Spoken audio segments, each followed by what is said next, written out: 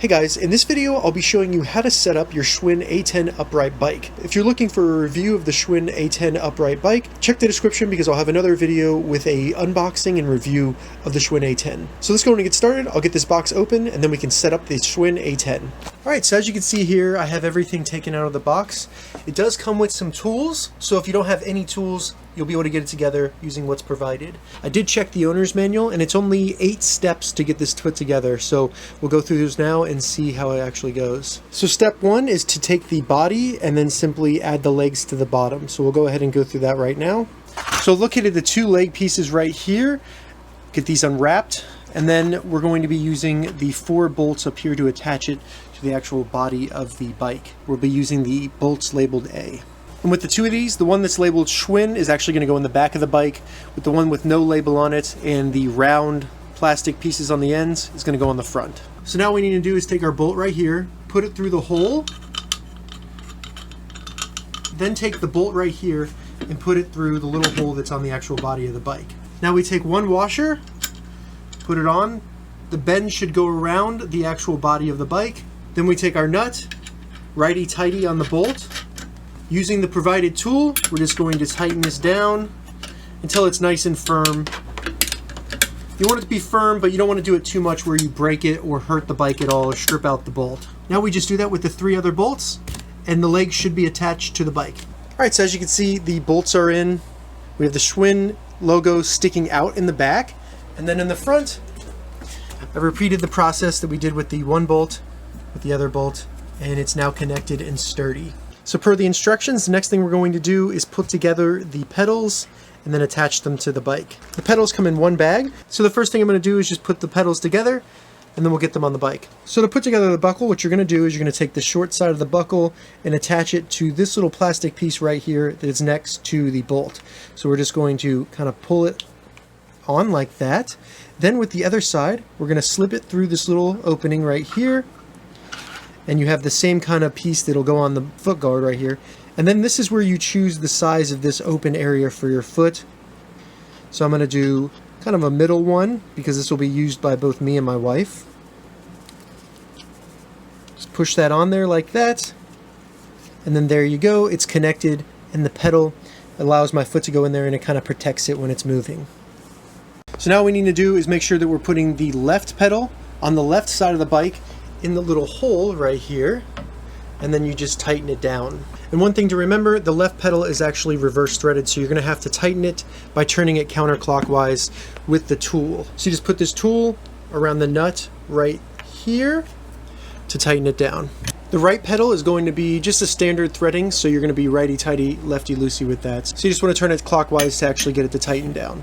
So now I have both pedals installed. They're still loose so they can move, which is great because they need to be able to move when you're pedaling.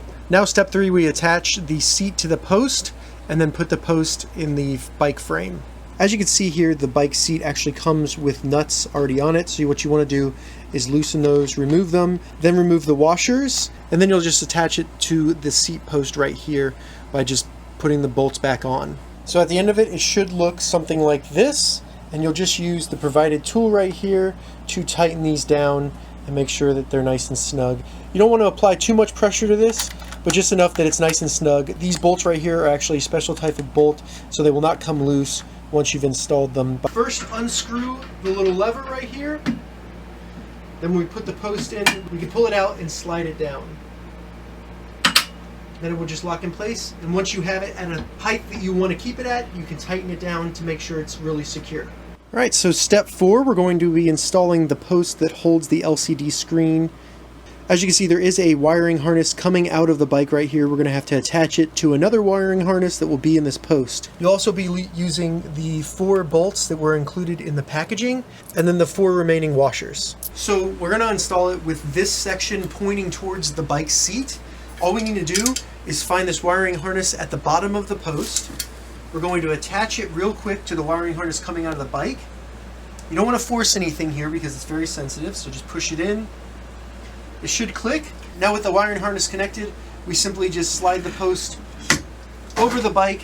You should be able to see the threads on the bike through the post holes. So now we just install the bolts. You want to make sure the washers are installed in a way where they can kind of wrap around the post kind of like that, and we tighten it down with the included Allen wrench. So this Allen wrench will just fit right in here, and righty-tighty, lefty-loosey. There are 2 bolts facing the bike seat, then you have 1 bolt on the left side and 1 bolt on the right side.